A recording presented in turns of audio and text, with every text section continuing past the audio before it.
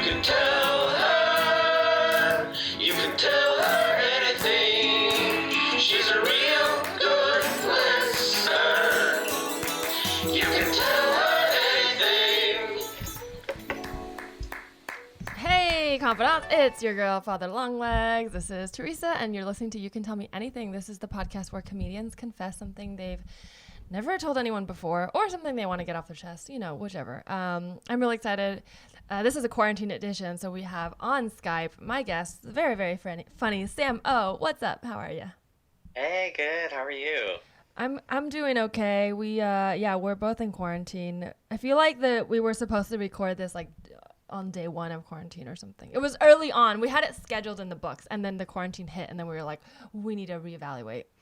I don't know why I said good. I'm first of all not doing good. I'm doing fine. No. Yeah, And, it's a habit. the first 2 weeks I was definitely freaking out, but I think I've settled down. So I'm glad to sit with you over Skype now and talk. I'm glad. Yeah, it is a crazy time. But I do like to start with something positive, especially now we can all use it. Is there something good you'd like to confess? I'm getting really into TikTok, and I think I'm really good at it, and some of my videos are getting 1,000 views, so... Oh, hell yeah. Yeah, which is like a crazy amount. It's not that much. Did you join after the pandemic quarantine? Like, were you one of the... Me too. Okay, it's okay. I mean... I thought it was so stupid for the longest time, and then I was like, well, I mean, there's nothing to do but... make stupid videos, and it's actually fun, and it gets your mind off of things. It's an outlet, so. Are you doing TikTok challenges, like dances, or characters, or a mix, a melee? I did, yeah. It's, I'm a very eclectic person, but I did the Savage Challenge, the one with, like, the Megan Thee Stallion song, and it was, like, shortly after the announcement that they're going to send us checks. And it was basically like Andrew Yang's universal income idea. So I just did it as Andrew Yang. It like threw money everywhere and oh my god, kicked my ass. And yeah, that was my favorite one. And then the drop off has been very steep, and I haven't made one in like 2 weeks. Well, that's the beauty of TikTok. I hear. I mean, I'm also new to it. Is that at any moment, anything could go viral. So, and also China will have your information, but that's neither here nor there. I'm still on TikTok, even though it is owned by China.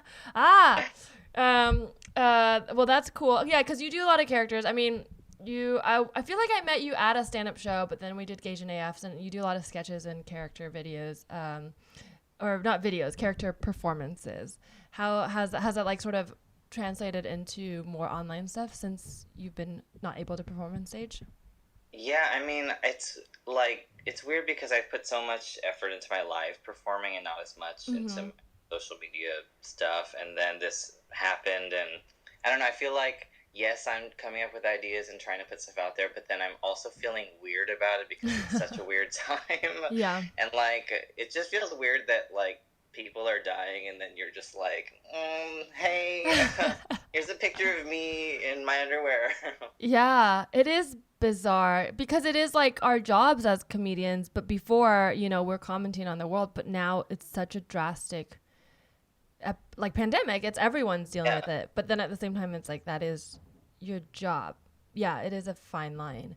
And then you feel like you can't really get away. Like I don't know if you have this, but just even being at home all the time, when I'm online, it's like it used to be a mix of personal and career, and now I feel like there's no line from when I'm like doing comedy versus like just reaching out because I'm sad or need connection, and then I'm like and then everything feels like a joke because I can't just say things earnestly, but I'm like, I'm sad, help, but then it's true, and I'm like, where are the lines in my life anymore? There's no boundaries.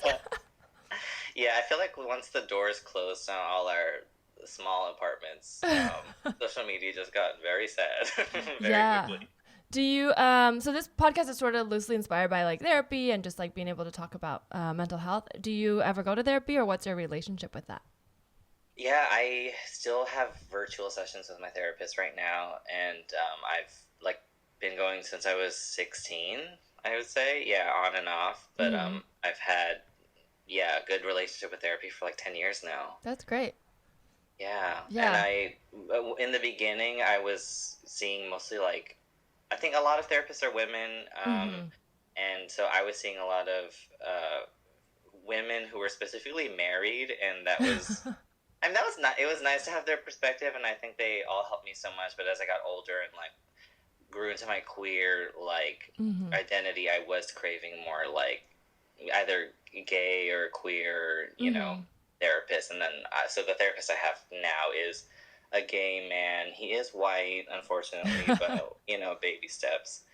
So yeah. Yeah, that's so funny. I'm like, I don't even know if I think my therapist is married, but I've never asked. But the perspective thing is interesting because I had pretty much white therapists until recently, and it does make a difference. And I looked for one that specified more like with LGBT and like POC communities and immigrant or children of immigrants especially, and it does make a difference. But I think it's like, yeah, having a starting point is still good. But I hear you on that. So yeah, no, I mean, I'm very grateful to Jessica and Monica and Raquel. Yeah, it's like the Mambo number 5 of white girl names.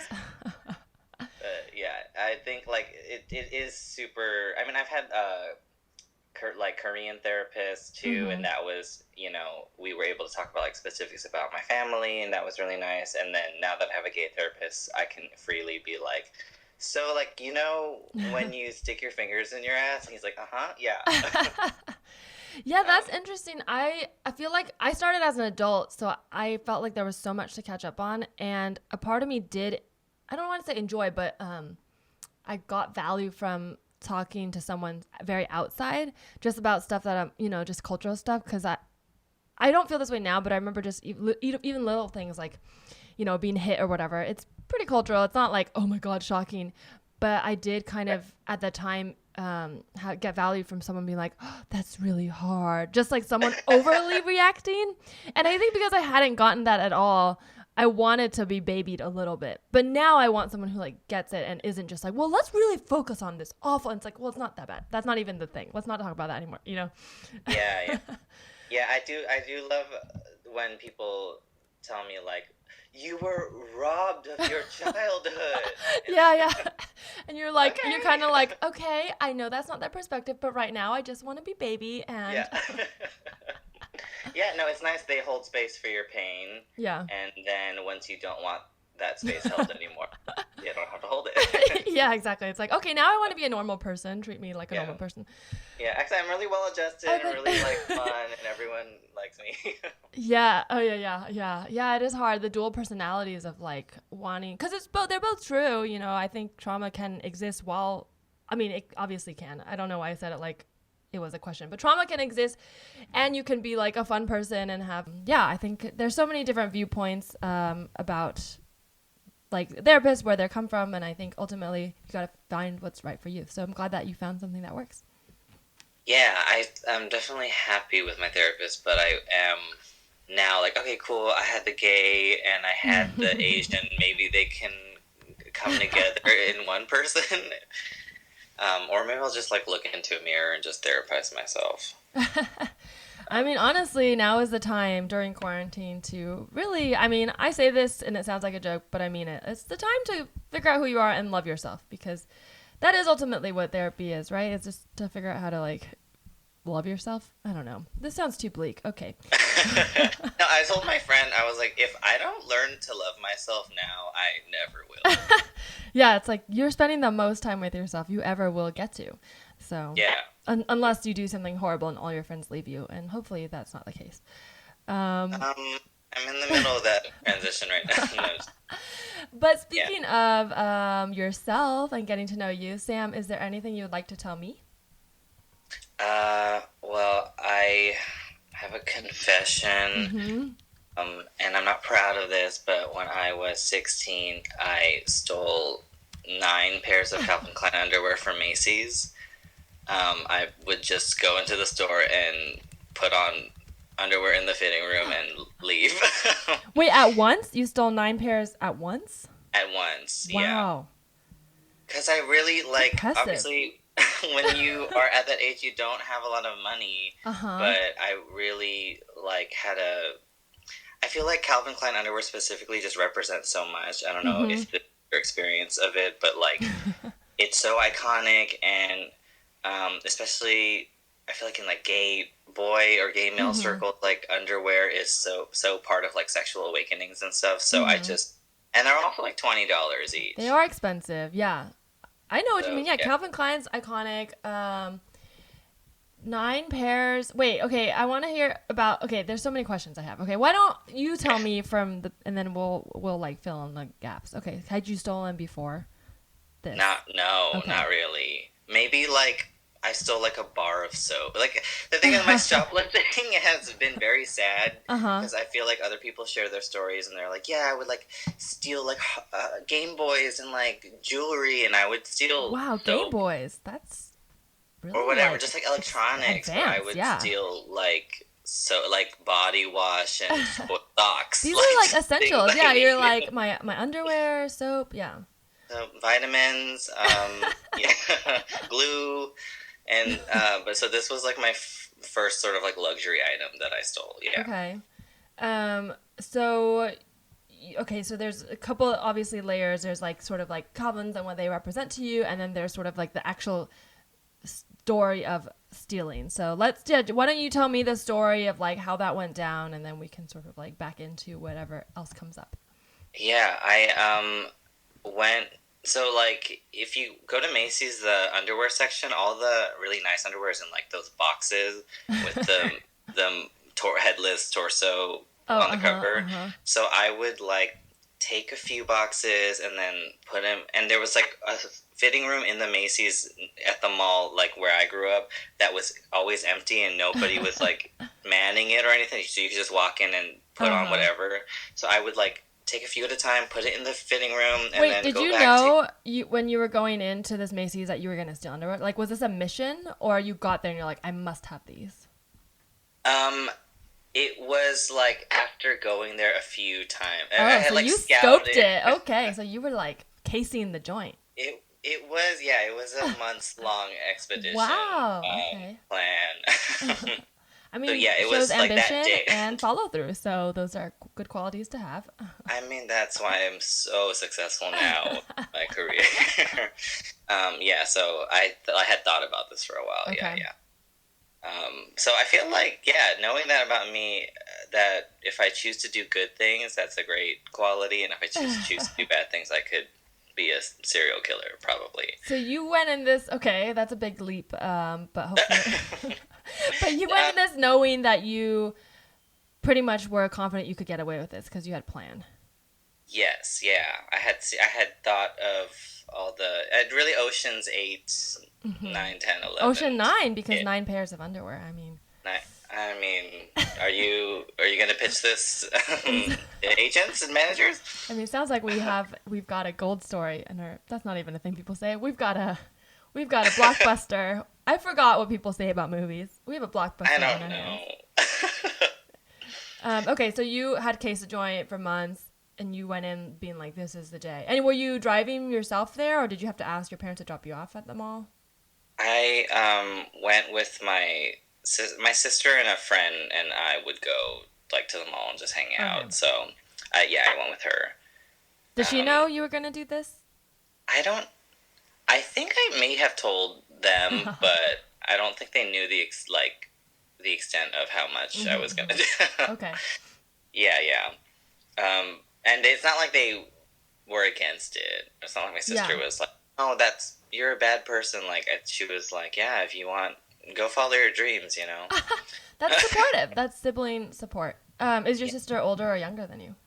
She's older. She's like 5 years older than I am. Okay. And you hadn't? Did you think about asking her to buy it for you, or that wasn't your relationship? Well, she didn't have like these. This underwear is like $25 per pair. True. Wow. So it just she wouldn't have been able to afford it, and I didn't want to do that to her, you know. Right. Very thoughtful. So it was actually a really beautiful thing that I did by stealing.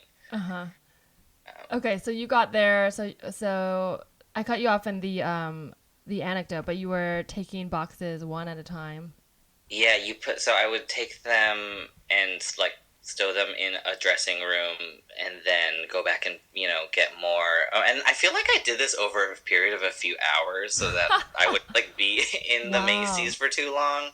So I would just, like, do that and then, like, go walk around the mall, go somewhere else, and then come back and then put some more. And then by the time I was ready, it was, like, 9 pairs in that fitting room. They were just sitting there. They weren't on you yet? They were just like the boxes were there. Yeah, I stowed away the boxes in that fitting room, and then once I was ready, I went into the fitting room and then opened up all the boxes and put the underwear on top of each other. So one by one, I would put the underwear on over my underwear that I had, and then just keep layering it until all of them were on. And because the thing is, like, this, I think the sensors are on the box, not the actual underwear. I don't know if it's the way that it is now, but when I did it, it was not, like, attached to the underwear. So when I walked out with, like, and then, like, my pants obviously looked, like, full. There's 9 layers of underwear, but when I walked out, there were no beeping or there was nothing alarm set off or anything. So, yeah. And everything went in slow motion, and you put on sunglasses, and you're like, hell yeah. Yeah. Yeah, very walking away from a car explosion moment. Did you feel any sort of adrenaline rush? Like, were you nervous, or were you like, I know this is gonna work? No, I was really nervous. Yeah, because I'm such a goody two shoes. So I had to be, like, very desperate to really want these to do that, because I was so straight and narrow, and I feel like I still am. But yeah, that's so funny because there's obviously shoplifting is different for everyone, but there's people who do it for the rush, but for you it was like a practical, like a means to an end. Like the rush wasn't what you were after. You were just after the underwears. Yeah, I was. Yeah, it's about. I was after the underwear. Not the rush. I don't really understand. Like, well, I guess I just don't really have an addictive personality, so I'm like.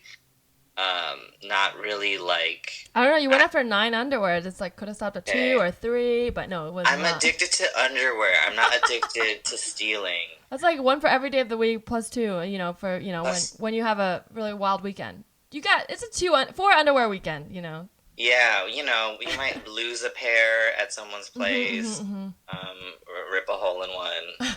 You might poop on one. I don't know. True. You know when that happens. You were thinking ahead. Yeah. And yeah, it's just, like, sad when I think about it now, because I'm, like, 16, and it was it was a part of me wanting to feel, like, adult and sexy, and, like, no one ever saw that underwear. For a decade, no one has seen that underwear. Wow, all that effort you went through for the underwear. But it was for me. Like, I felt like I unlocked a new level in my journey. So. You knew, when you're wearing them, it's like different confidence, Yeah. I think I had Calvin Klein training bras, and I remember feeling like they're pretty hot. Like, nobody saw those, but I was like, I got Calvin Klein, because I think something about the band, the Calvin Klein, it's like a band, and it's just so simple, but it's like so iconic. It's also in the commercials. It's like. What is their phrase? It's like, nothing, or something. Oh, nothing comes Calvins. Between me and my Calvins. Me and my Calvins. Yeah, very sexy. DK1. Yeah. So after that, were you like, you just quit cold turkey, or did you think, like, now I can do this all the time? I think that, I don't remember exactly when it stopped. I don't think I did it as much after that. I think that was, like, my one really big moment, and then after, it wasn't the same after that. So I don't remember doing it as much after that. So that is like the opposite of addictive personality. It's like you went after the jackpot in your mind and you got it, and you're like, well, I can't beat that, and if I try to, I will always be chasing the dragon. So you want to take your chips and get out while you can. You don't want to be. I would be very sad if I was still doing that at this age. Like, even sometimes I think about that and go, maybe I should do that again. Like, I'm running low on underwear, but I just take my hard-earned money and buy it myself, and it feels better that way to support American capitalism. Yeah, sure. Yeah, Calvin Klein traditionally Yeah. A man of no controversy. No, never. He's perfect. Man, I have such a wild story about Calvin Klein that I don't think I can say on this pod, but I'll tell you later. Like the man himself? Yeah. All I know about Calvin Klein is that he dates really young. Oh, it's it's related to that. Like I knew one of his boy toys. I guess I can hint at it because it's been written up on page 6. Yeah, in college I knew we weren't close, but it was like in a party crew. Okay. I knew one of his boy toys who was his boyfriend, and Calvin threw him a 21st birthday party. And that's so sweet. It was like all celebrities and then like 5 of his friends, including me. And it was like, it was insane. It was really wild. I can't really get too much into it on this podcast, but it was like a very wild, crazy thing. But yeah, that man is an interesting man for sure.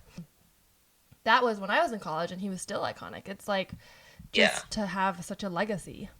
I think like has waning influence now on me. Like I just now see Calvin Klein and I'm like, okay, cool, like white supremacy and like ableism and all of our hot words now.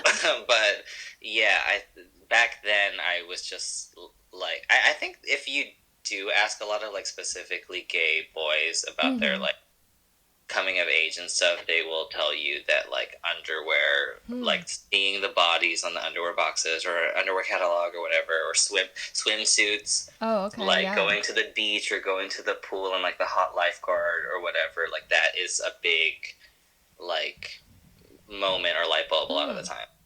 That's interesting. Did you have magazines? Like, were you like a cutout magazine type of person? Not really. I feel like I should have been, but then that would have gone with my like serial killer. That's the second time you've mentioned that, Sam. Someone should check your basement. Yeah. No, my attic. Anyway. Okay. Wow. Sorry. My apologies. I try to mix it up. But no. Did you do that? Did you have like a lot of magazine I did, but yeah, it's interesting you say that because I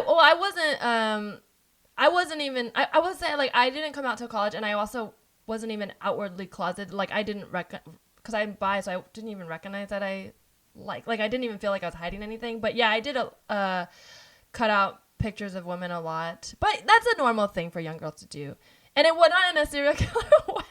Like I had pictures on my wall, and also of like heartthrobs and whatever. But I did have like books, and I wanted to be a designer, so I often would like take fashion ads and put them in books. But a lot of them were just models I thought were hot.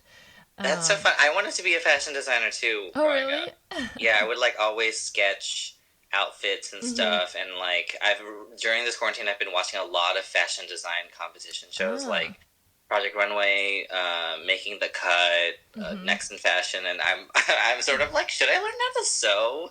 Like, should I start? It's a good time. I mean, honestly, when Project Runway got big was kind of when I stopped wanting to design. It just felt different, It felt different. But no, I mean, I still like fashion, but I've moved away from that. But I used to draw a lot, and I think some of it was just like you said, like the way of finding sexuality, like. Yeah, a lot of skimpy clothes on models, drawing a lot of cleavage.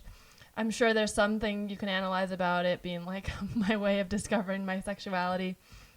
So that's interesting. I've never really thought too much about just like something as simple as clothes and how they can affect like how you feel about your body and like what you're attracted to. Yeah, for sure. Yeah. Okay. Yeah, I think that's really interesting. I feel like I had all these other questions, and okay, I want to know. Okay, so your that was your big moment of sort of your teenage years of like grappling with this, and then as you got older, how did like that change for you in terms of like discovering your sexuality? Like, obviously, underwear was probably like not the main part of it as you got older. Like, how did that relationship change for you? After yeah, I guess it's sort of like the journey of like the symbol of underwear was like your awakening, but did that sort of evolve as you in the real world like started dating and becoming more open about that, and like how did that evolve from the symbol of like I'm hanging on to this thing as an identity to more practical ways of expressing? Right. I don't know. I feel like I well, I do know actually. I guess But this is a broad question because I guess I don't know. I don't know the story, so it seems leading, but I'm just like, yeah, tell me what you want about your journey. well, I'm so like unexperienced still to this day. Like I at this age, I'm turning 26 next month, and I Brag. just really. Wait, sorry. What did you say? I said brag. Oh, is that a brag? I I don't know. It's feel very young, but okay. Go on. it is. I guess it is young, but that's why for my age, I feel like and my therapist and I actually talk about this all the time. Like, for my age, the amount of a sexual experience I have or romantic experience that I have is not like, I don't want to say not normal, but it's just not where I like want it to be. So definitely when I think about, I feel like that story actually represents sort of like who I am in relation to my sexuality. Like a lot of symbols and like things that represent my sexuality I'm very into, but then the actual sex itself, I'm like, no, I'm good. I've given like a blowjob and now I'm waiting for my next. So if you know anyone, Waiting for your next. yeah. I like that phrasing of I'm waiting for my next blowjob. I'm such a waiter. Like I don't know. Yeah, I'm also literally was a waiter for 5 years, but I feel like I just wait for opportunities or wait for things to come, and I'm not like a chaser. Well, I mean, sexuality and sex are different, but they're so complex, right? I mean, there is no right way, but I understand what you're saying. Like there is like an invisible pressure because of what what we're told from media and even from our friends and the way people talk about sex, and depending on where you are in relation with it, it can feel like there's pressure to be in a certain place, but there is no place you have to be. But I'm more interested in like, yeah, so the symbolism you said, so you feel like you're behind, but then obviously like you're you're in control of your life, so wherever you are is in a way where you're supposed to be, if that makes sense. Yeah. But it's not lining up with where you think you're supposed to be, right? Yes. Yeah, like I know ultimately if I could go back in time, I wouldn't change anything or do anything differently, and I'm like happy with who I am and where I'm at, but it is always in the back of my mind of just like, but then I also feel like maybe for queer people who knew they were queer early on, this is sort of a common thing where like, there's not like out people in high school as much. The people don't start dating until like maybe college or later, and so all the like little things that you did in high school, like holding a hand or like kissing under a bleacher, like I feel like I'm doing that stuff now. Yeah. But it's like not as innocent as like a teenager doing it. No, that's relatable. Wait, did you go to school in a big city or a small town? Well, I'm from the Valley here in LA, but after my freshman year of high school, I dropped out and just did independent study for the rest. Gotcha. So I went to public school my whole life until I was 15, and then after I just like got my GED. Gotcha. And then just like worked. Well, that would make sense with the timeline then, because I feel like a lot of times, I mean, I went to NYU, which is like in a big city, and it's like a lot of people come from small towns, and then they say like gay by May, because it's like you have your awakening, and then you come out, and then it's like, boom, there's a whole community that will usher you in gladly. So that does make a difference, because I do feel like everyone's like, I don't know what I'm doing, and then having a built-in infrastructure does help. So school sometimes does that. So not having that, it isn't weird to not have those opportunities to meet people, because in the real world, it's not as easy to just like bump hands in the cafeteria. Right. Like, because there's nowhere to go. My heart just fluttered when you said bump hands at the cafeteria. I was like, I want that so much right now. Well, and then it's less. It's different, right? Because then you go to bars or clubs and people do want to meet people, but it is different to skip ahead to just like, all right, we're going to just hook up, because that's hookup culture, which can be fun for people too, but it's not always what you're looking for, especially if you want to like sort of have the, like you said, the innocent high school experience. There are people who want that too, but it's harder to find. And then sometimes it feels weird to be like, I'm looking for it. Like, you just want it to happen naturally. Yeah, I identify as a sexual baby, and I just want to be held. Aww. I felt that way with dating women for sure. Like I was out longer, or I was out for a while before I started dating women. And even though they were both late in my life, like I didn't come out till basically after college. Like senior year, I was questioning, and I remember like when I was finally comfortable saying I was like into women, I then was like, well, where are the girlfriends? Why don't I have a girlfriend now? I almost felt more insecure being out and not having a hot girlfriend, because then I was like, what does this mean? I can't have. But then I was like, that's dumb. Just there's single people who are gay, straight. Like just because you're out doesn't mean like. And now my beautiful girlfriend will appear and we're gonna be in love forever. You don't have to have gay sex to know that you're gay, or you know what I mean. But it's like those two things get so. Like the overlap on the Venn diagram is like so close, and so it's hard to separate sex and sexuality because they feel like the same thing, but like you said, they're not. Well, some of it comes out of a reaction to being marginalized too. Like when I think of Pride and the celebration of Pride, I think it's so wonderful, but it can be very alienating for someone who isn't necessarily very sexual, right? Like someone who's outwardly gay and proud about that, but not sexual. Going to Pride, it is just like it's a lot of sex. It's in your face, and I think that it's a reaction to being shamed for it. So I think it's good that it's there. But that's just something to consider. It's like, sometimes those invisible things put pressure on us, because then we're like, why don't I feel that? Like, why don't I feel comfortable with my vagina out? And it's like, I'm so proud of being this way, but that's a reaction because people are saying like, don't do that. Yeah. You know what I mean? Like, well, maybe it's a during quarantine you'll really learn to love yourself, and then your vagina will just be out all the time. but I don't know if that makes sense. I guess for me it's not about like I don't feel any shame when I see that, but I can feel it makes me pause and think, oh, okay, these two things are separate, and this is a reaction to being shamed for it, and that's why we have to be proud about it. But sex, if you're not having sex, you can still be gay. So you don't have to be like, and now I'm here fucking my girlfriend, guys. Like you just be like, I like women and not fucking anyone or whatever, And it doesn't mean you have. It doesn't mean like you're repressed or you hate yourself just because you're not like very sexually active or whatever. Like it's just there's so much diversity within the community, but sometimes it can just feel like if you're not, there's still a majority, and if you're not part of that majority, then are you even part of it? Yeah. Well, there's like so many other stereotypes too some of them can be funny, but then this is why they can feel like if you're not like there's a stereotype in the lesbian community that like U-Haul, like if you're dating, you very very quickly get into a relationship and move in together, and that's and then there's I identify with. What did you say? I said I highly identify. You identify that? I mean, I want to be that, but I've never dated someone who just wants to move in with me, try as I may. And there's this stereotype for Asian women too that's like, white guys want an Asian girlfriend, or people want an Asian girlfriend.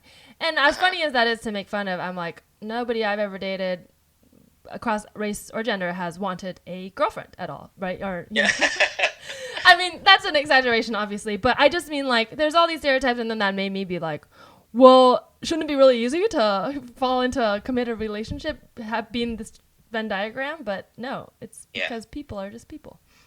Well, like one time I went to Palm Springs with some friends, and like Palm Springs is so known for being a gay, Asian town, and specifically like there's like a lot of old white men, and I went and nobody looked at me, and I was very angry. I was like, excuse me, I'm like tiny and young and Asian. I don't know what's going on. Like, are you guys?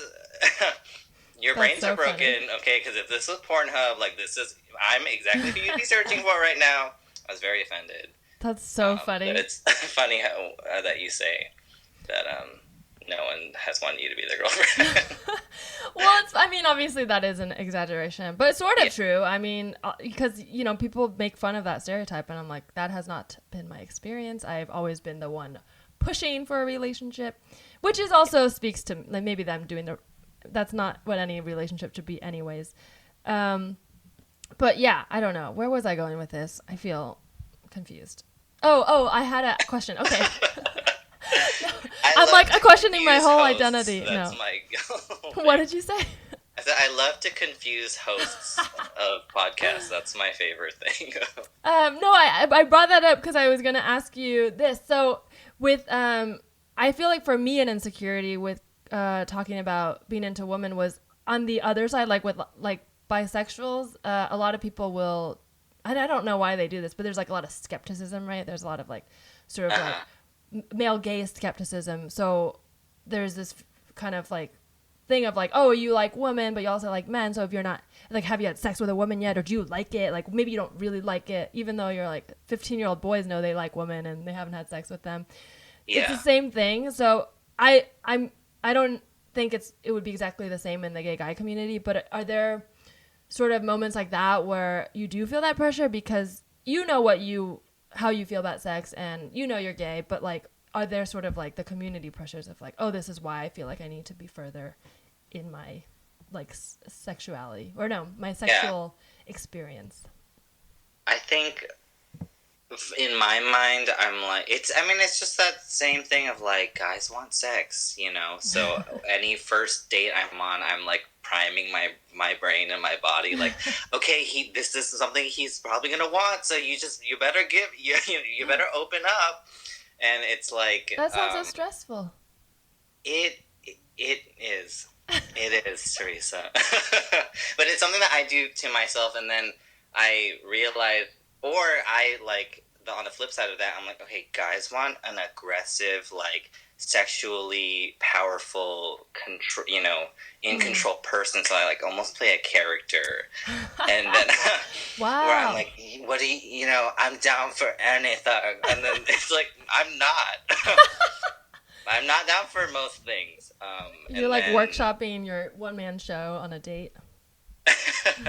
Tell me what you want me to do. Do you want a joke? Do you want to squeeze? And then they also get weirded out because they're like, why are you acting like this? Why is there background music playing, and why did you put on tap shoes? Where did that whip come from? Yeah. Well, okay, that's interesting because I'm hearing that, like you said, like guys like this or guys, so I'm doing this, but like, what do you want, right? Like, what are you looking for when you go on a date? And I feel like, I mean, this sounds like a really like hippy dippy shit, but like, what are you looking for? And if you exist, someone else exists that's looking for that. So then when you change who you are, it's like, you're not gonna be able to find the person who wants you because you put on a mask. So now what if that person actually like really likes Samo, but now you're doing the character and they're like, oh, well, that's not for me. But they're not saying about you. They're saying that about the character. And and that's why it's just so hard to be such a good actor and a thespian. All this, it's hard to fake it. I think like all of those things are true. Like sometimes I'm like so horny I could die, and I'm like, yeah, let's do it now. And then sometimes I'm like, only on my wedding day, and I have a veil on. Like I just feel like those are two opposite things, but they can be true at the same time. But I mean, ultimately, it's like I personally just like someone who's grounded and like has maybe more monogamous and just maybe a little more like has a sense of humor, but just like is not. Well, I mean, I don't mean. I mean, you can tell me this, but I meant more metaphorically, like when you're. I meant like, what do you want? Like that's more important than what do they want, because if they don't want you, then you don't want them. What if you end up together forever, and then you gotta do this character forever? I could. I've been doing it all my life, so I'm pretty good at it. No, definitely so right, and that's something that I'm actually like. But with all this time that we have to ourselves, I'm thinking about a lot of just like. I feel like there are also parts of me like that I learned to hide, like maybe more femme parts, more genderqueer expression, and like I feel like once I have the opportunity to like go back in the world, I want to be more true to who I am, because I feel like being with myself all this time and not having like judgment or like the gaze of other people is like helping me to feel connected to deeper to who I am right now. So in some ways, this time has been really good. That's really good. I mean, it is obviously this is all tough stuff, so it's not always going to feel easy, but I think it's so rewarding when you do let that part of yourself come out, because then it's then the people who appreciate it are like, you're like, that's true, versus like if someone's responding really well to a fake version of you, then, and you know, we all do. I do that. I'm a comedian, you know. I'm like, oh, I'll put on this posture, this, and I'm like, ooh, they like this. I'll lean into it, and then later I'm like, fuck, this isn't me, you know. But it's so rewarding when you're leaning into the true parts of yourself, and people like it. And there's always gonna be whatever. There's always gonna be haters, and then they just fall away, and then what you're left with is a big group of people who love you. Yeah, that's nice. That's really nice. Well, I feel like we got really deep. Was there anything else you wanted to add before we move into the game? Oh, no, I'm ready to play. Is it a love game? It's inspired by Calvin Klein, because I knew that you liked Calvin Klein underwear. Okay, I'm very excited. Yeah, ready. Okay. I'm ready. Okay, this is called Canceled in My Calvins, because Calvin Klein had, you know, we've talked about this, but Calvin Klein has a history of very controversial ads, you know, from Brooke Shields, controversial ad, iconic though, to even like recently, you know, the In My Calvins, and there's so many more. At this point, I feel like they do it on purpose. They do try to stir controversy. It is good PR. So this is inspired by that idea, except basically they've also had a lot of celebrities model for them who have their own controversies of their own. So I'm going to just read a quote from someone who has modeled for Calvin Klein before. The quote's not related to Calvin Klein. It's just something controversial a celebrity has said. And you have to guess who it is. So they're all Calvin Klein. But they've all been in ads. Yes, they've all been in ads for Calvin Klein. So let's see how well you know your shirtless underwear wearing A-listers. Okay. Perfect. Here's the first quote. If I was on that plane with my kids, it wouldn't have went down like it did. There would have been a lot of blood in that first class cabin, and then me saying, okay, we're going to land somewhere safely. Don't worry. And this is about 9/11. Who was this? Literally, all you had to say was, if I was on that plane, like, Mark Wahlberg! Yep. Correct. Mark Wahlberg was in a Calvin Klein ad. Worst. Yeah. I hate Mark Wahlberg. I hate him. He was in an ad in 1992 with Kate Moss when she was only 17 years old. Controversial. It's funny, looking back on those controversial ads, they look so innocent compared to like the shit that's out there now. But I get it. She was young. Okay, here's the next quote. So this person got flack for responding to Logan Paul, who, you know, if you guys don't know, thank God, but he's a YouTuber who is the worst, but also took a video in a Japanese forest with a dead person who committed suicide and made fun of it. So this was after that, this person responded and said, oh, Logan had apologized. So this person said, beautiful man, it's not just about overcoming adversity. It's about overcoming yourself in the face of adversity. We can all learn a lot from this growth. And then he got a lot of flack for this. Is it Justin Bieber? It's not, but that's a good guess. It was Noah Centineo, who played the guy in To All the Boys I've Loved Before. So, and Logan Paul apologized. I didn't know he did Calvin Klein ads. Yeah, in 2019, he was in a Calvin Klein ad. He may be in more. I mean, he's pretty new addition to their roster. Wow. I mean, what a nice guy, though. Just lots of love and forgiveness in his heart. Really love that. Yeah, I mean, he could have just been coming from an out of touch, like, oh, cool, sounds good. And then, but like, if you don't know, anytime a celebrity jumps into any controversy, it's like, do your research, because you don't know what you're jumping into. No. Especially on Twitter. Okay, 2 more. This quote is, okay, in the back of my heart, I feel like I need to, this actually related to what we were talking about. In the back of my heart, I feel like I need to be seen with someone, like a girl, in public to prove to people that I'm not gay. Oh, Shawn Mendes. Yes, this is Shawn Mendes in 2019. Unfortunate statement from him, but I guess he did try to sort of like backpedal and say that like, it's okay if I am, blah, blah, blah. But he was honest about not liking that he felt this way. But overall, I still feel, you know, you're in a position of power. People are listening to your words. This feels like an irresponsible thing to say, Shawn. People just really want him to be gay, and I don't care about him. Like, we don't need him. We have enough on our end. That's so funny. And it's just like, do we need you to say this, Sean? It's like the people are gonna like, if you're a famous pop star, people are gonna speculate all things about your sexuality. Even straight people, they're gonna be like, do they like this in bed or this? I mean, it feels to be unfortunate when you say something like this because you're alienating a lot of your fan base. Okay, you're doing really wonderful. So I think this is the last question. I think you're gonna get it. So this is actually 2 people. So this quote is one person, but it was on an Instagram live where 2 former Calvin Klein models were talking.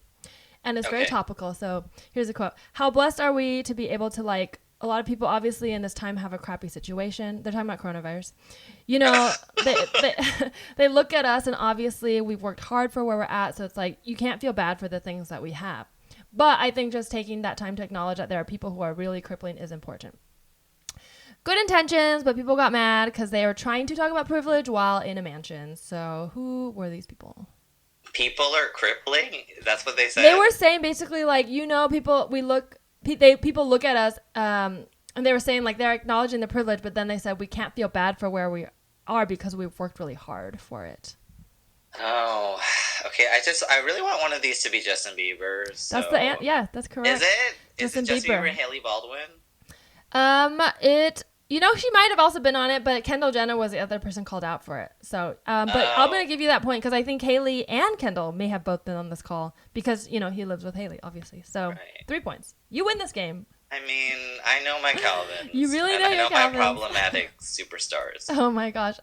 Sam, for winning this game, you can tell people where to find you on social media and anything else you want to plug. Yeah, my social. I am on Instagram, Twitter, TikTok, Yelp. My handle is at SamOisDead, SAMOHISDEAD, and you can find me in my room, just hanging out, sleeping at 4 a.m. Nice. You can follow this podcast at Tell Me Anything Pod and follow me at Larissa T on Twitter and Instagram. Thanks for coming on the show, Sam. Thank you for having me. It's so much fun.